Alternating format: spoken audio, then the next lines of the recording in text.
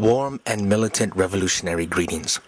On behalf of Kabataang Makabayan Pro-People Youth USA, we raise our voices with our brothers and sisters in Chicago and the Committee on Filipino Issues as they commemorate and remember the 34th anniversary of the declaration of martial law in the Philippines, one of the darkest and most troubling times of our people's history. More than 80,000 people perished or were killed during martial law. More than 3,000 activists missing and more than 300,000 people arrested or jailed for a time. We take this time to honor our departed martyrs, those who are still living and are still in the thick of the struggle, and those who continue to fight for our people's national and democratic interests. As they also remember and commemorate, let them continue to raise their voices and their fists, and do whatever they may to organize for the benefit of the people back home. Tonight, your event, Sumisikat, the spirit of our struggle, a cultural performance and multimedia presentation.